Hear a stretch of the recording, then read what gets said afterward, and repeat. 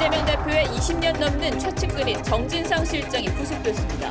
측근들이 연이어 구속되는 가운데 이 대표는 유검무죄, 무검유죄, 야당 파괴라고 반발했습니다. 여당은 사필 규정이라고 평가했습니다.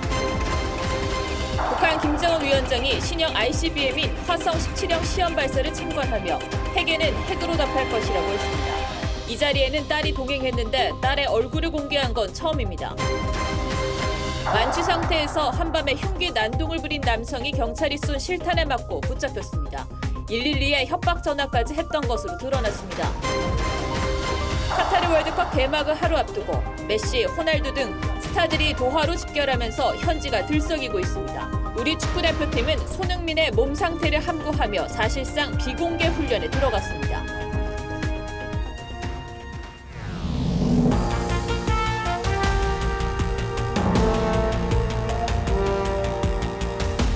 시청자 여러분 안녕하십니까? 뉴스7의 김명우입니다. 더불어민주당 이재명 대표의 복심이라는 정진상 대표실 정무조정실장이 구속됐습니다. 정진상 실장의 구속 여부는 이재명 대표를 향한 검찰 수사의 분수령이 될 것이란 관측이 많았죠. 아시는 것처럼 현재 이재명 대표가 최측근이라고 직접 언급한 정진상, 김용 두 명에 대해 법원이 모두 구속영장을 발부했습니다. 검찰은 이 대표와 정 실장이 정치적 공동체라고 보고 있습니다. 이 대표는 이미 정치적으로는 큰 타격을 입은 건데 문제는 앞으로입니다. 이제 이재명 대표에 대한 검찰의 직접 조사는 불가피한 상황이 됐고 정치권엔 큰 소용돌이가 몰아칠 것 같습니다. 오늘 첫 소식은 한지연 기자가 전해드립니다. 정진상 실장 구속영장 실질심사는 8시간 넘게 진행됐습니다. 검찰은 대장동 사건 관계인인 유동규 전 본부장과 남욱 씨 등의 진술을 바탕으로 정 실장의 구속 필요성을 주장했습니다. 적용한 혐의는 모두 4가지. 2013년 2월부터 2020년 10월까지 남욱, 김만배 씨 등 대장동 팀으로부터 6차례에 걸쳐 금품 1억 4천만 원을 받았고 2015년 2월엔 대장동 사업자 선정 대가로 400억 원대의 뇌물을 약속받은 것으로 검찰은 파악했습니다. 9월 검찰의 압수수색이 임박하자 유 전 본부장에게 휴대전화를 버리도록 지시한 혐의도 있습니다. 정 실장 측은 검찰이 대장동 팀의 허위 진술만으로 없는 죄를 만들어내고 있다고 반박했습니다. 어떤 탄압 속에서도 역사와 민주주의는 발전할 겁니다. 계속 우리 국민들은 앞으로 나아갈 겁니다. 하지만 법원은 정 실장이 줄곧 혐의를 부인하고 있고 주거지가 일정치 않다는 점 등을 들어 구속영장을 발부했습니다. 이재명 대표의 최측근으로 꼽히는 김용 민주연구원 부원장에 이어 정 실장까지 구속되면서 검찰의 이 대표 수사가 본격화될 거란 전망이 나옵니다. TV조선 한지은입니다. 최측근이 또 구속됐지만 이재명 대표와 민주당은 기존 입장을 되풀이하고 있습니다. 구속영장 발부가 유죄의 증거가 되지 않는다며 정치 탄압이고 야당 파괴 공작에 총력 대응하겠다는 겁니다. 그러나 당내에선 이전과는 확실히 기류가 달라진 게 보입니다. 무슨 근거로 정치 탄압, 조작 수사라고 하는지 모르겠다는 불만이 계속 나오고 있고 검찰의 이 대표 소환 통보 등과 맞물려 당내 갈등이 표면화할 것이란 우려가 나오기 시작했습니다. 정민진 기자가 보도합니다. 스스로 최측근으로 불렀던 정진상 실장이 구속되자 이재명 대표는 정치적 동지 한 명이 또 구속됐다며 유검 무죄, 무검 유죄라고 주장했습니다. 그러면서 조작의 칼날을 아무리 휘둘러도 진실은 침몰하지 않는다며 검찰 독재 칼춤을 막아내겠다고 했습니다. 민주당 정치탄압대책위원장을 맡고 있는 박찬대 최고위원은 정진상 실장 구속이 유죄의 증거는 될 수 없다며 결백은 법정에서 밝혀질 것이라고 적었습니다. 당도 논평을 내고 조작 수사 통한 야당 파괴 공작에 총력으로 맞설 것이라며 당 차원에서 대응하겠다는 방침을 재확인했습니다. 당직자 그걸 떠나서 계속해서 칼날이 지금 우리 당대표님한테 오고 있는 부분이기 때문에 저희가 이렇게 대응을 하는 거고요. 하지만 당내에서는 법원이 구속영장까지 발부한 마당에 왜 당이 개인 비리까지 방어하느냐는 불만이 커지고 있습니다. 수도권의 한 재선 의원은 당 대변인들이 정치 탄압, 조작 수사라고 하는데 무슨 근거로 그렇게 주장하는지 모르겠다고 지적했습니다. 또 이 대표 최측근인 정진상, 김용 두 사람이 모두 구속된 만큼 이 대표의 연내 소환 가능성에 촉각을 곤두세우고 있습니다.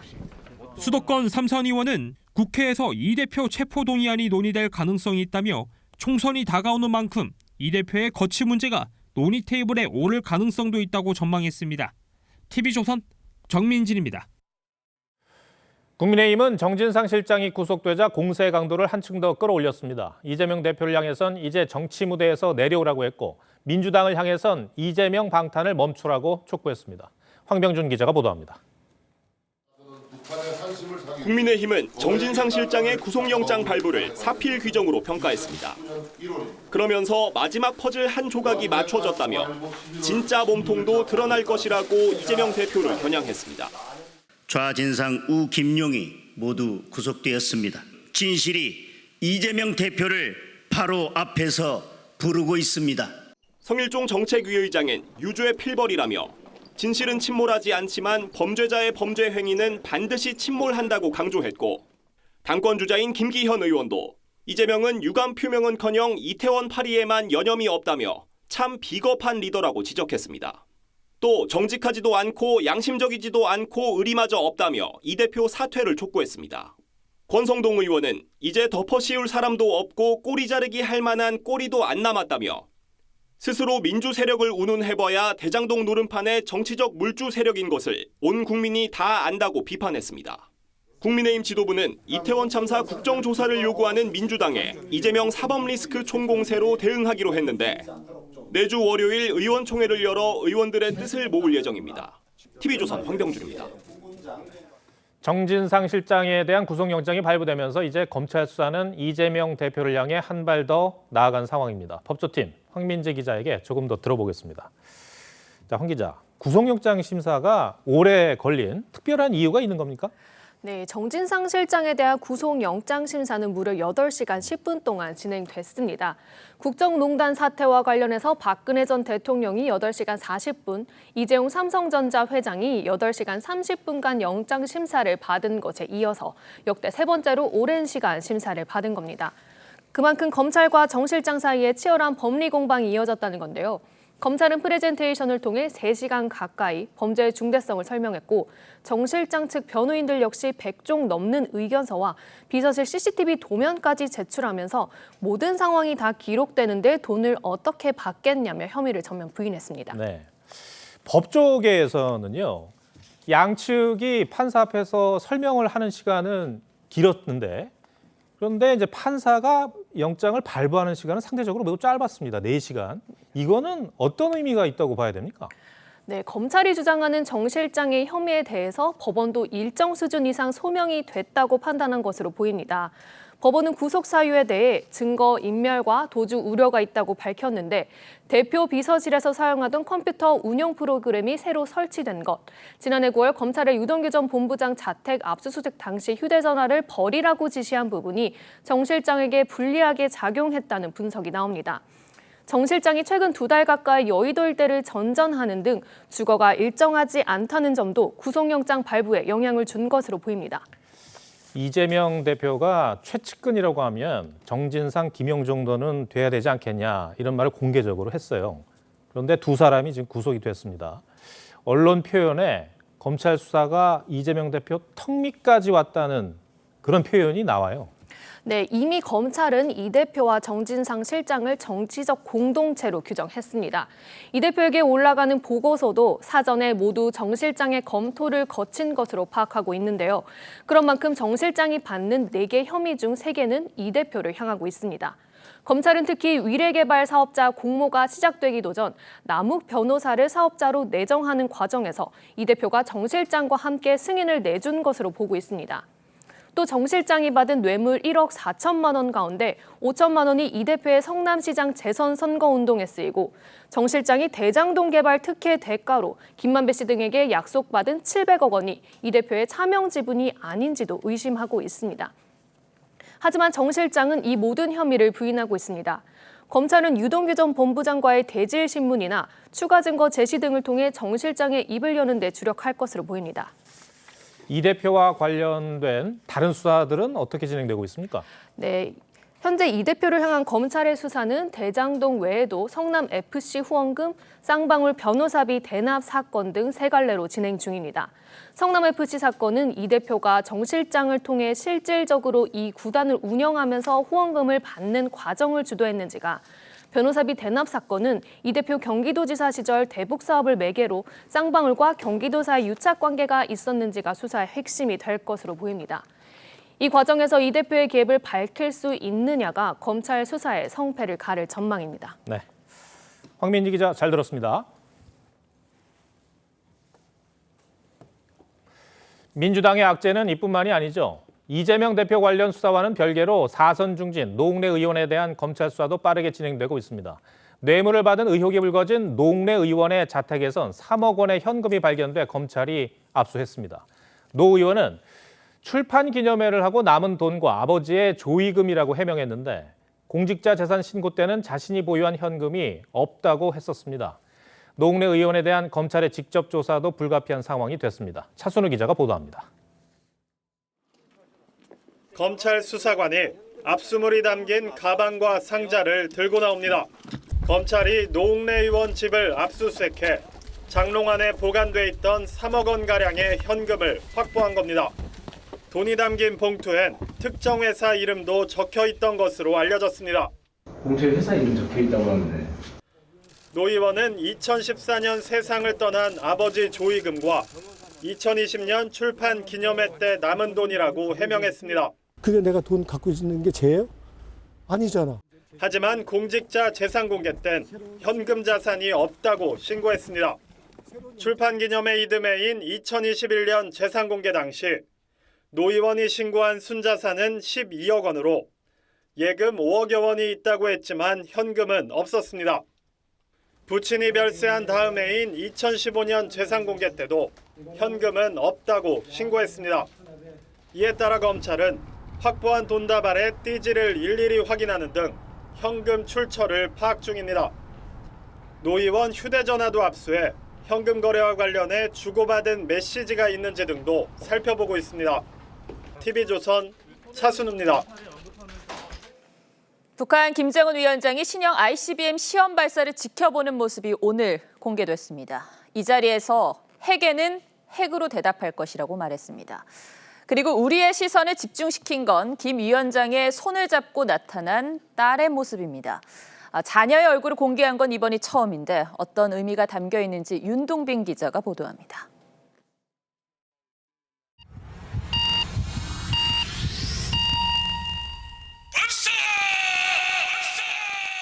북한이 어제 발사한 미사일은 사거리 1만 5천 킬로미터가 넘는 미 본토 타격용 화성 17형이었습니다.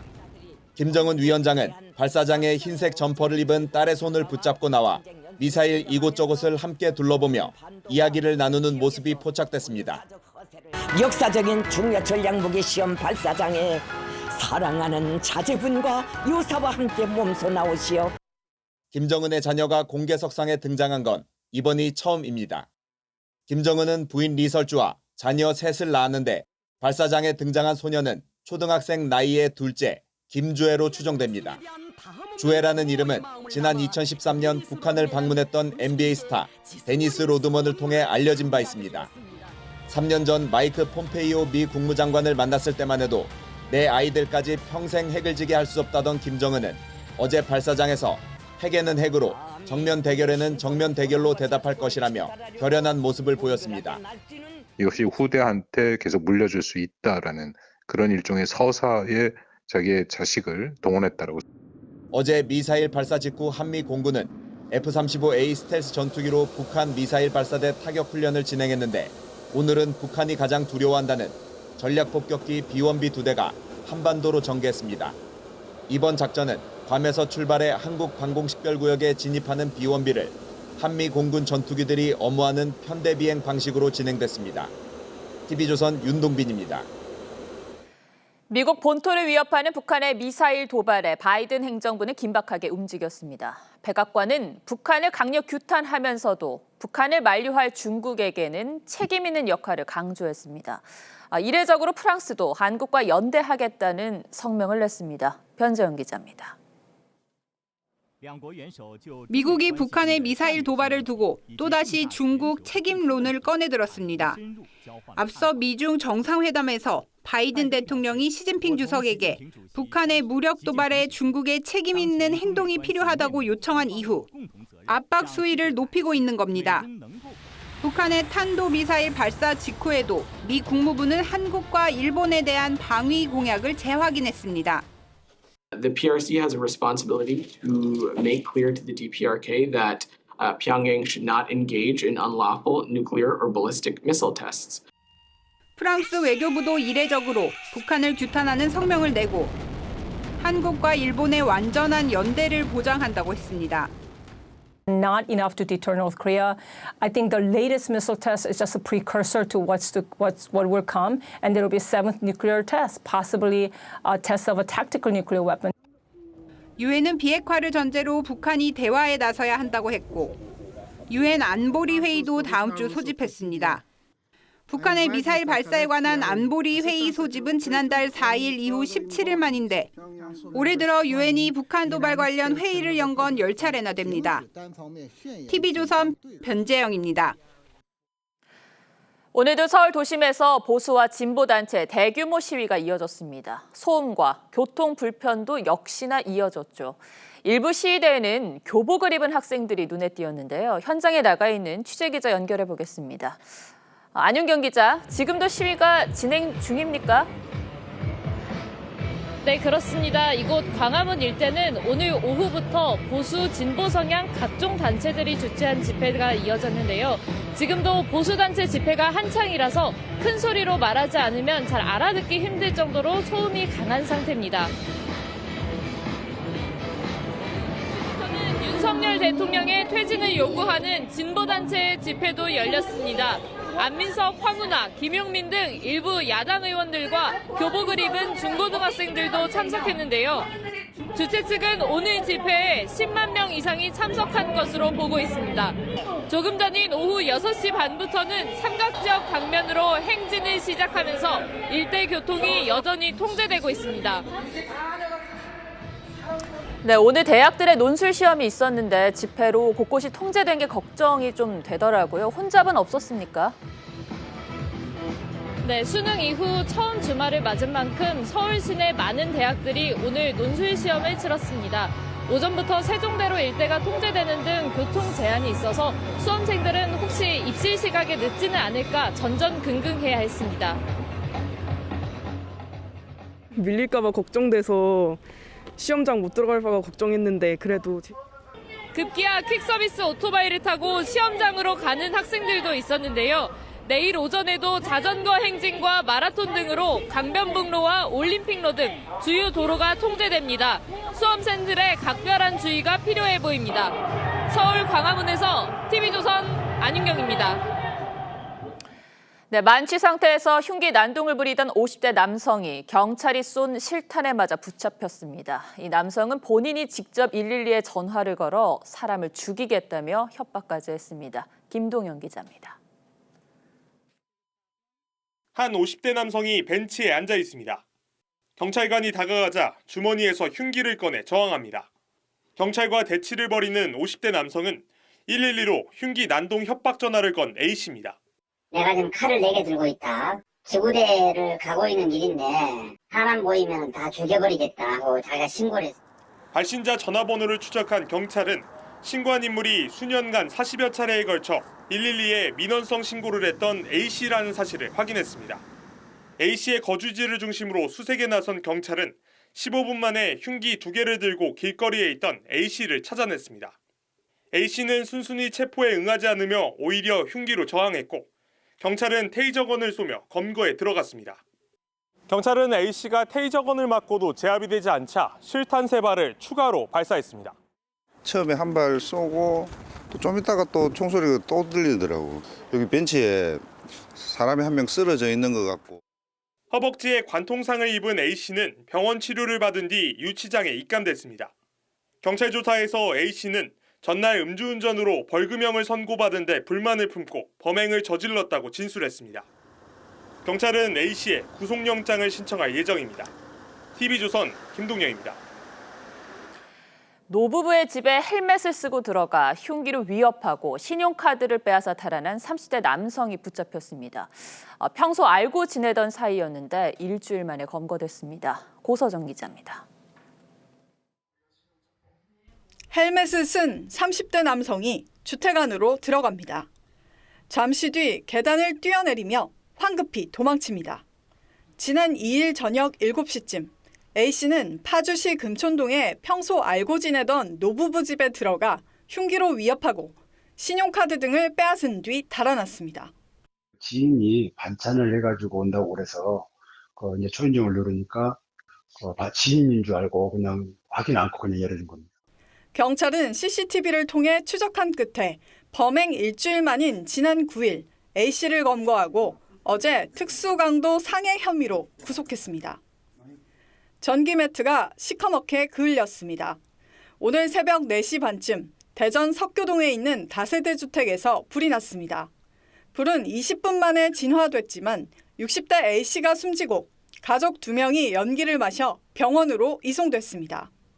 안방에서 불이 나서 연기가 꽉 찼다고 거주자가 신고한 사람, 안방 전기 매트 위에서 사망자 1명 발생했고 소방당국은 전기 매트 과열에 의한 화재로 보고 화재 원인을 조사 중입니다. 시뻘건 불길 위로 소방대원들이 연신 물을 뿌립니다. 오늘 새벽 3시쯤 충북 진천군 진천읍의 한 플라스틱 제조 공장에서 불이 나 1시간 만에 진화됐지만 공장 내 비품 등 4억 원가량의 재산 피해를 냈습니다. TV조선 고서정입니다. 네, 겨울을 앞두고 코로나 재유행이 우려되고 있죠. 그런데 지난 여름 유행 때와 비교를 해보니 신규 확진자 수는 절반 수준인데 사망자 수는 비슷했습니다. 방역당국의 고민이 깊겠죠. 백신 접종률을 끌어올리는 방안을 고심 중입니다. 차정승 기자입니다. 고궁으로 주말 나들이를 나온 사람들의 발길이 이어집니다. 집에서만 묻혀서 지내가는 게 너무 아쉬워가지고 한 2년, 3년 가까이 아무것도 못하다 보니까 오늘 신규 확진자는 5만 589명으로 한 주 전보다 3,700여 명이 줄었습니다. 여름철 유행에 비해 유행 증가폭은 작지만 사망에 이르는 일이 늘고 있습니다. 이번 주 일평균 사망자는 53명으로 여름철 유행이 한창이던 8월 중순 때와 비슷합니다. 유행 규모가 여름의 절반 수준인데도 사망자가 비슷하게 발생하는 건 그만큼 숨은 감염자가 많기 때문이란 분석도 나옵니다. 그 위중증이랑 사망이 늘어나는 게 어찌 보면 실제 유행을 반영한다고 보는 게 맞거든요. 카운팅된 것보다는 좀 더 많은 규모일 가능성이 높습니다. 요양병원 등 감염 취약시설에선 최근 한 달 새 300건 넘는 집단 감염이 발생해 7,000명 넘는 확진자가 나왔습니다. 하지만 동절기 추가 접종률은 11%, 60세 이상 고령층으로 확대해도 13.2%에 불과합니다. 방역당국은 모레부터 집중 접종 기간을 지정해 접종률이 높은 감염 취약시설엔 포상과 평가 시 가점을 적용하는 방안을 추진합니다. TV조선 차정승입니다. 네, 월드컵 소식 이어가겠습니다. 우리나라가 속한 H조의 경쟁국 포르투갈, 가나, 우루과이가 모두 카타르 도하에 입성했습니다. 치열한 정보전도 시작됐는데 우리 대표팀 벤투 감독은 특히 손흥민의 상태를 철저하게 숨기고 있습니다. 카타르 도하에서 이다솜 기자가 보도합니다. 이제는 익숙해진 마스크를 쓴 손흥민. 오늘 오전 훈련에선 근력 강화 운동으로 컨디션을 끌어올렸습니다. 벤투 감독은 첫날을 제외하곤 15분의 짤막한 시간만 훈련 모습을 공개하고 있습니다. 사실상의 비공개 훈련으로 철저하게 전력을 숨기고 있습니다. 특히 주장 손흥민의 회복 상태에 대해선 더욱 날카로운 반응을 보였습니다. 축구협회 측은 훈련이 끝나면 통상적으로 간략하게 선수들의 몸 상태나 회복 여부를 알려줬는데 개막이 다가오며 이마저도 함구령이 떨어졌습니다.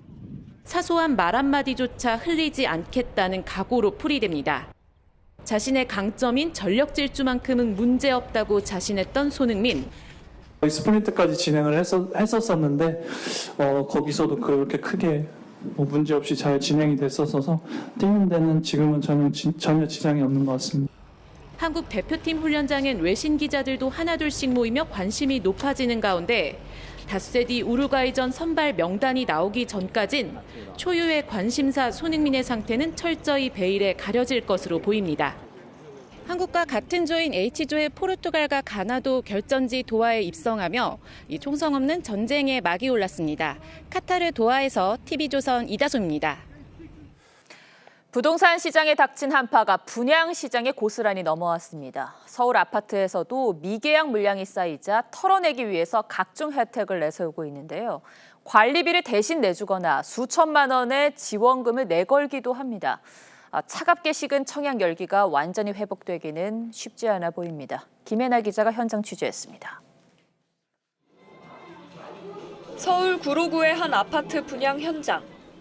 분양을 받으면 중도금의 40%까지 무이자 혜택을 주고 현금 3천만 원을 준다는 조건을 내걸었습니다. 지난 8월 일반 분양 당시 140가구를 모두 모집했지만 계약 포기자가 무더기로 나왔고 이후 무순위 청약에서도 미달되자 신청자를 모으기 위해 파격 조건을 내건 겁니다. 저희가 지원 형태로 진행을 하는 거고요. 출혈을 감수하고 지금 거의 마진을 포기한 상태입니다. 앞서 7번의 무순위 청약에도 미달된 서울 강북구 한 아파트도 분양가를 15% 낮추고 관리비를 대신 내준다는 조건도 붙였습니다. 분양시장 한파에 서울에서도 미계약 물량이 속출하면서 몸값을 낮춰서라도 미분양을 줄이려는 시도가 잇따르는 겁니다. 분양 계약률이 저조할 경우 금융권 대출이 쉽지 않아 건설사가 공사 대금을 적기에 받지 못하고 유동성 위기에 처할 가능성이 크기 때문입니다. 공사 대금을 적기에 받을 수 없기 때문에 자금난을 겪게 된다. 건설계의 어려움은 내년 하반기까지 이어지지 않을까. 지난 9월 기준 미분양 주택이 한 달 새 30% 가까이 늘어난 가운데 건설사들은 당분간 분양 물량을 털어내는 데 주력할 전망입니다. TV조선 김예나입니다. 네, 보신 것처럼 부동산도 주식도 요즘 자산 시장은 겨울을 맞고 있습니다. 특히 가상화폐 시장은 세계 3대 거래소인 FTX 파산으로 거세게 흔들리고 있습니다. 가상자산의 현 주소를 살펴보고 미래도 함께 내다보겠습니다. 경제부 정준영 기자와 따져보겠습니다. 자, 정 기자, 지난해에는 비트코인 가격이 1억 원을 넘을 것이다, 이런 전망까지 나오곤 했는데 지금은 그 얘기가 쏙 들어간 것 같아요. 네, 그렇습니다. FTX 파산 신청 딱 1년 전 비트코인이 사상 최고가를 찍었습니다. 국내 거래소에서 약 8,300만 원에 거래됐는데요. 현재는 2,300만 원대에서 횡보하고 있습니다. 네, 거의 4분의 1 토막이 났는데 자산 가격이 다 약세이긴 한데 증시보다도 훨씬 더 많이 떨어진 이유는 뭡니까? 가상자산이 특히나 급락을 많이 한 것은 심리에 민감한 자본시장 탓이 큽니다. 그렇잖아도 먹구름이 잔뜩 끼어 있는데 테라 루나에 FTX까지 악재가 잇따르면서 공포에 질린 투자자들이 한꺼번에 돈을 걷어들인 겁니다. 유독 가상자산에 이렇게 대형 악재들이 잇따르는 데는 원인이 또 있을 것 같거든요. 어떻게 분석을 합니까? 그것은 제도 미비에서 이유를 찾을 수 있을 것 같습니다. 예. 그동안 각국 정부는 가상자산을 제도권으로 끌어들이면 전통적인 화폐의 위상과 충돌할까 봐 조심스러워했던 측면이 있었습니다. 개념 이해도 워낙에 어렵고요. 그동안 기존 법으로 임기응변을 해왔지만 적절한 시장 관리 감독은 현실적으로 어려웠던 겁니다. 그런데 우리나라는 이 특정금융정보법, 이 법이 있어서 제2의 FTX 사태는 좀 어려울 것이다, 이렇게 금융당국이 보도자료까지 내면서 주장을 했더라고요. 맞는 말입니까? 네, 그래서 국내 거래소는 안전할 거다, 이런 기대가 있습니다. 국내 5대 거래소는 말씀하신 특금법에 따라 고객 예치금을 은행, 실명 계좌에 분리 보관해야 합니다. 따라서 예치금 유용이 쉽지 않은 건 맞습니다. 하지만 특금법은 어디까지나 자금 세탁 방지가 목적인 법입니다. 네. 이용자 보호나 산업진흥, 시장 감시 관련 내용은 빠져 있습니다. 이런 내용을 담은 가상자산 관련 법안 14건 정도가 현재 국회에 계류 중인데 FTX 사태를 계기로 속도를 낼 것 같긴 합니다. 그런데 규제를 만들면 시장이 위축될 것이다, 이렇게 우려하는 시각이 많지 않습니까? 원래는 그게 고민이었습니다. 예. 그런데 지금 루나, 테라, FTX 사태를 겪으면서 오히려 적절한 규제를 통해 시장 신뢰를 회복해야 한다는 주장이 힘을 많이 얻고 있습니다. 현재 미국과 유럽연합에서도 법 제정에 박차를 가하고 있고요. 자, 그럼 가장 궁금한 질문입니다. 가상자산 다시 오를 수 있겠습니까? 네, 글로벌 업계에선 이번 사태로 가상자산 관련 업계가 파산할 거란 경고가 나오고 있습니다. 그래서 아직은 시장 전망이 무척 조심스러운데요. 네. 무엇보다도 자산 가격을 떨어뜨리는 근본 원인인 미 연준의 금리 인상 전망도 잘 따져봐야 합니다. 미국의 금리 인상 러시가 어느 정도 이제 되고 각 나라가 지금 미비한 가상자산에 관한 규제가 정비가 되면서 오히려 더 좀 탄탄한. 결국 전망은 엇갈리고 있습니다. 지금 자산 시장은 위험한 한계가 잔뜩 끼어 있다. 그러니 투자에는 정말 신중해야 한다. 하지만 시장 자체가 고꾸라지는 건 아닐 거다. 줄기찬 금리 인상 기조가 좀 꺾이고 시장이 정리되고 나면 새로운 모멘텀이 생길 수도 있다. 이렇게 보시면 되지 않을까 싶습니다. 결국에는 판단은 투자자의 몫이고 또 제도 정비 역시 정부의 몫이기도 합니다. 네, 정 기자 잘 들었습니다.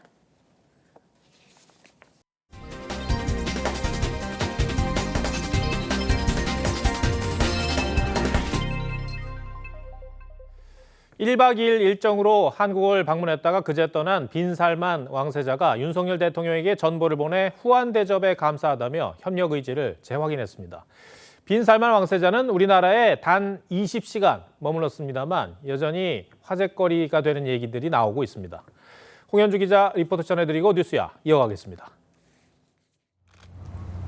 빈살만 왕세자는 서울을 떠나며 윤 대통령에게 보낸 전보에서 후한 대접에 깊은 감사를 표한다며 우리는 대화를 통해 협력을 강화하고자 하는 공통의 바람을 확인했다고 적었습니다. 실제 빈살만 왕세자는 서울 한남동 대통령관저에 공식 첫 손님으로 초청받아 윤 대통령과 3시간가량 협력 방안을 논의했는데 전투기 조종사인 빈살만 동생 이야기를 하며 방산 수출 문제도 논의한 것으로 전해졌습니다. 빈살만 왕세자가 BTS의 팬이라는 걸 감안해 대통령실은 한정판 앨범까지 비치하며 각별히 예우했습니다. 국가의 정상에 이런 개인적인 공간을 보여주는 것이 또 별도의 또 의미가 있기 때문에. 빈살만 왕세자는 전용기 14대를 동원해 침대와 소파까지 가져왔고 식기도 1억 원을 들여 새로 구입한 것으로 알려졌습니다. 또 대기업 총수 8명과 차담회를 진행한 호텔 30층과 숙소인 32층에는 두께 10cm에 이르는 방탄유리 40여 장도 설치됐던 것으로 전해졌습니다. 빈살만 왕세자는 그제 한국을 떠나 태국에서 열리는 에이펙 정상회의에 참석했는데 당초 오늘로 예정됐던 일본 방문은 취소했습니다. 일본 언론은 빈살만 왕세자와 기시다 총리가 내일 만나는 걸 조율 중이었지만 취소됐다며 구체적 이유는 밝히지 않았습니다. TV조선 홍현주입니다.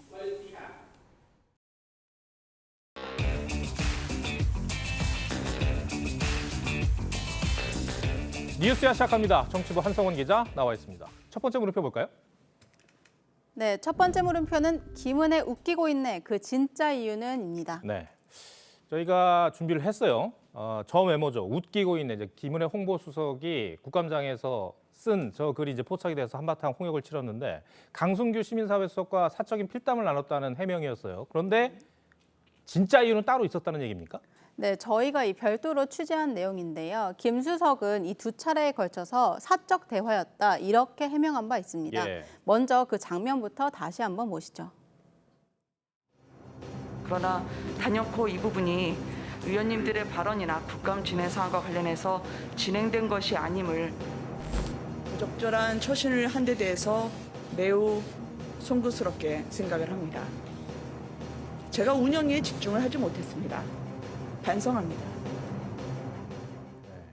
저 장면인데 울먹이면서 브리핑을 한 그런 장면이 기억이 납니다. 네, 국감 당시 김 수석은 이 필담 논란으로 퇴장까지 당했었는데 그 직전 정회 때 원내 지도부와 별도로 만난 것으로 확인이 됐습니다. 그 자리에서 주호영 원내대표가 왜 웃기고 있네라고 썼냐 이렇게 물었는데 여권 핵심 관계자에 따르면요, 이 김 수석은 민주당 강득구 의원이 역사가 김대기 비서실장을 소환할 것이라고 말한 걸 듣고 웃기고 있다고 쓴 것이라고 해명한 것으로 전해졌습니다.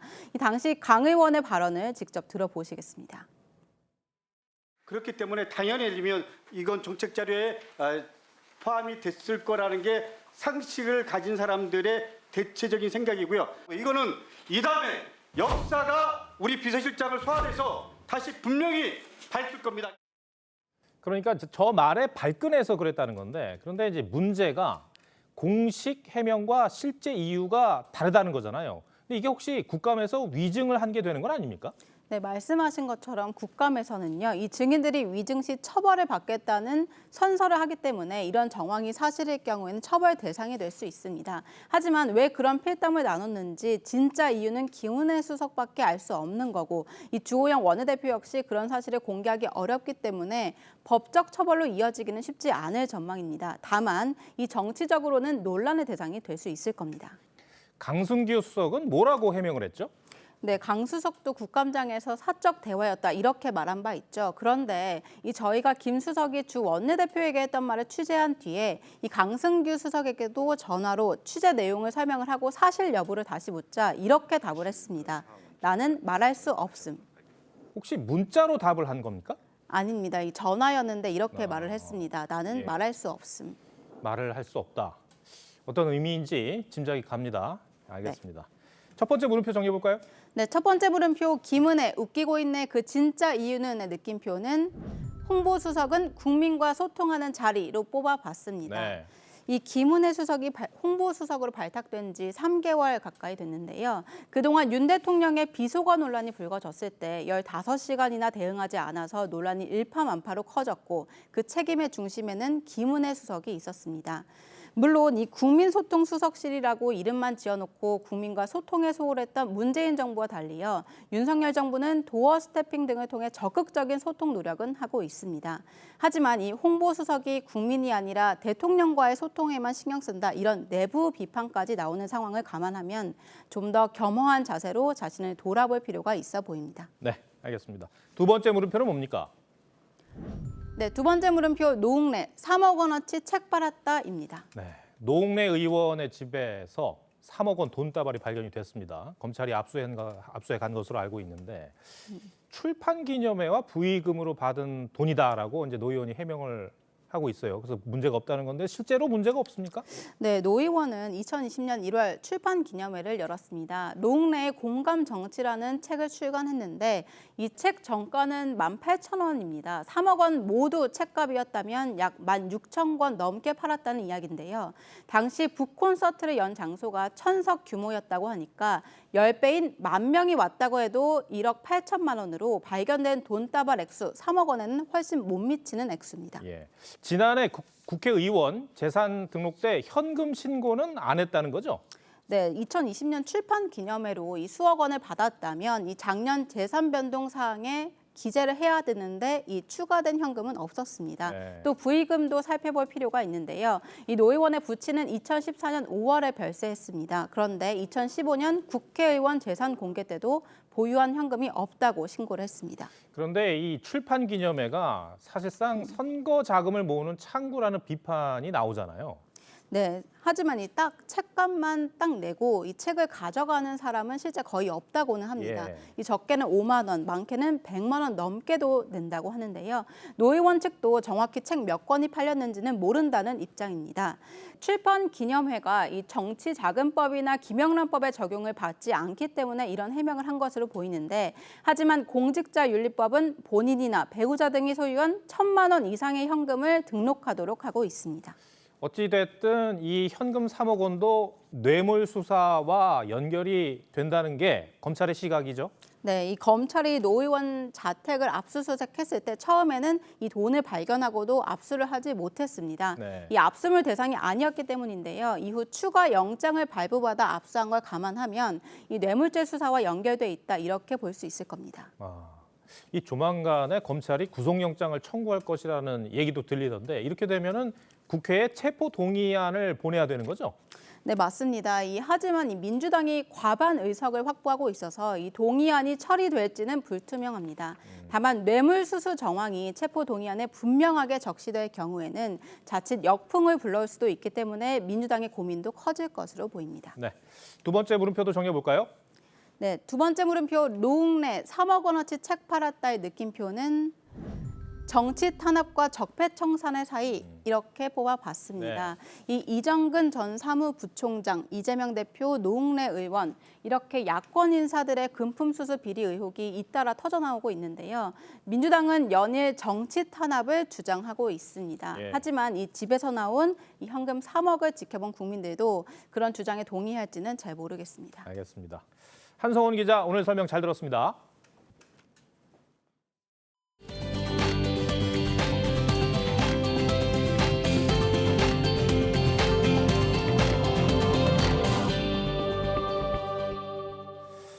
신도시 개발에 불똥이 튀어 국내 유일의 카메라 박물관이 폐관 위기에 놓였습니다. 박물관 존치 여부를 놓고 부처 간 입장이 엇갈려서 또 논란인데 폐관 가능성은 커지고 있습니다. 정수양 기자가 이야기를 들어봤습니다. 서울대공원 주변의 한 3층 건물. 한국 카메라 박물관이라고 쓰인 간판이 보입니다. 2007년에 개관한 국내 유일의 카메라 박물관인데 지난 2018년 부지가 3기 신도시 과천지구에 포함되면서 수용 위기에 놓였습니다. 지난 15년간 꾸준히 각종 전시회와 사진 강의를 열었던 김종세 관장은 부지 수용 소식 이후 4년 넘게 반대 투쟁 중입니다. 재책을 시켜달라 내지는 존치를 해달라 뭐 이런 내용을 아마 민원이나 청원이나 이런 것들을 아마 한 거의 50차례 정도를 하지만 과천도시공사 측은 일체적인 개발이 필요해 어쩔 수 없다는 입장. 거기에 존재해야 된다. 특수한 어떤 상황이라고 보기 어렵다라는 게 어떤 그 전반적인 법의 해석이라든지.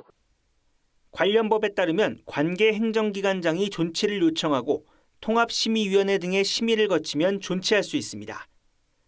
이에 문화체육관광부를 설득해 시민들의 문화 향유에 기여할 수 있을 것이라며 존치 가치가 분명하다는 입장도 국토교통부 등 관계기관에 전했습니다.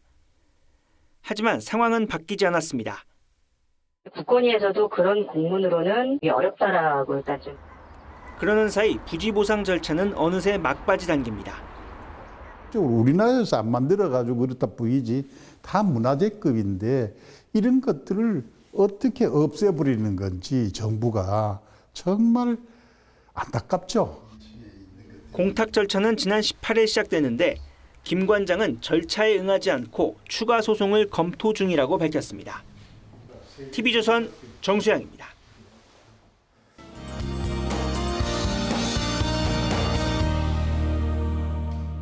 네, 낮에는 다시 가을로 돌아간 듯 온화했는데요. 해가 지면서 쌀쌀함이 감돌고 있습니다. 당분간 예년 기온을 웃돌겠지만 큰 일교차에는 계속해서 주의를 하셔야겠는데요. 내일 아침 기온 서울과 청주 9도로 출발을 하겠고요. 낮에는 서울과 청주 18도까지 올라서 온화하겠습니다. 부산은 20도 보이겠습니다. 큰 일교차에 건강 상하지 않도록 입고 벗기 편한 겉옷으로 체온 조절 잘해주시기 바랍니다. 현재 전국 하늘에 구름 많은 가운데 저기압의 영향으로 제주와 전남에는 늦은 밤부터 내일 오후 사이에 비가 가끔 지나겠고요. 경남 지방으로는 내일 새벽부터 오후 사이에 빗방울이 떨어지는 곳이 있겠습니다.